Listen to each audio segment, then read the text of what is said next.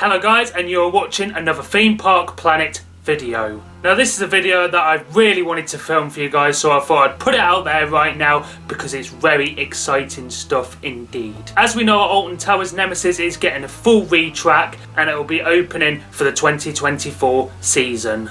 Now word is going around, can't actually believe I'm saying this, but word has been going around that a particular and certain flat ride that used to be located at the park could be making a return in a new form. I am of course talking about the legendary Ripsaw. Now a lot of you guys might be thinking that'll never come back. They're done with that ride. It's in the past. They want to move forward. Now of course for the 2023 season we did see the return of Nemesis Sub Terra, which again was a past attraction. However, it was still standing there at the park. It was used for Scarefest for a couple of years, then it was not used at all until they reopened it this year while Nemesis was having the track work done as Nemesis Sub Terra. Same name, just a new logo, a new colour scheme, and it looks fantastic. I've done it this year and I'll give you a full review hopefully in another video or when we visit the park next year. But this video is of course about Ripsaw, which originally opened back in the park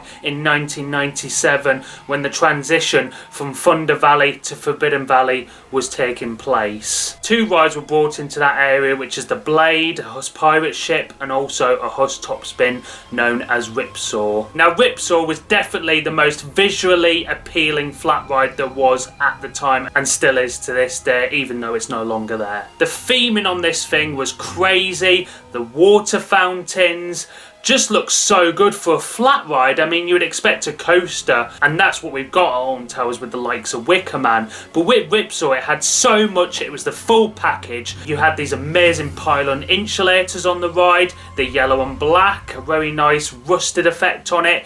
It looked great, and over time that theming did start to be removed and it just wasn't what it was anymore. Fast forward to 2015 where it was a really tough year for the park. Started off well, but then of course the unfortunate incident on the Smiler meant a lot of removals for the park or closures. We had Ripsaw being one of them, we had Nemesis Sub Terra, which we mentioned earlier, Twirling Toadstool, so it's a really tough year for the park, and 2016 wasn't any better. A lot of cutbacks. Ripsaw was then replaced with a HB Leisure game, which was an absolute ridiculous idea.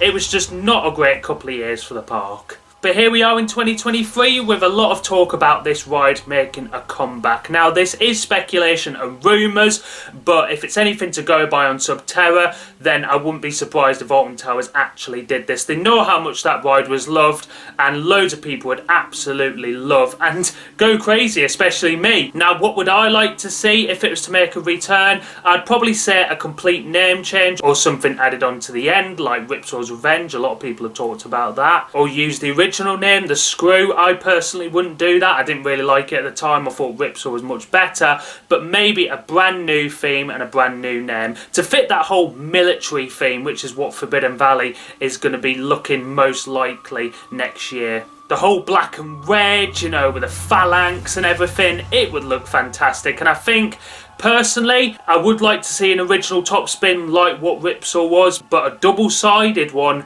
would be fantastic. Now this model is actually bigger than the original top spin because it's more newer, but however those restraints are so much more comfortable. I remember riding Talican at Phantasialand, which is what one of those is, and we won't get theming like we have on Talican because, you know, we can't do theming like that over here, but I would like to see something similar.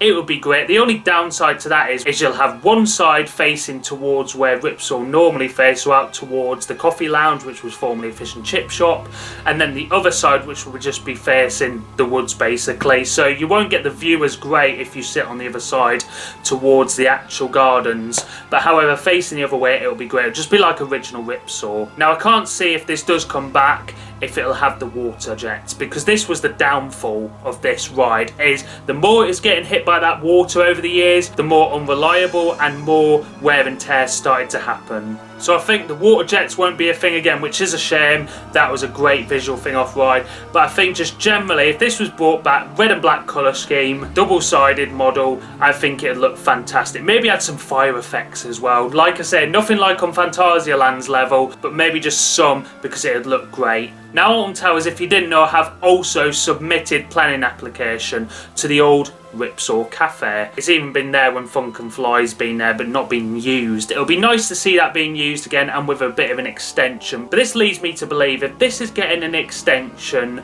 then there's got to be a flat ride coming in. I would personally, if this is happening, would like to see the new flat ride in next year, but I don't think we'll see that happening. They're investing a lot of money into the park at the moment. They invested in Curse Alton Manor, which they'll probably continue to invest in, hopefully anyway, because it's a fantastic attraction. Bringing Nemesis Sub Terra back, Nemesis's Retrack, and also Project Horizon. So they're spending a lot of money, and I don't think they'll have flat rides straight away.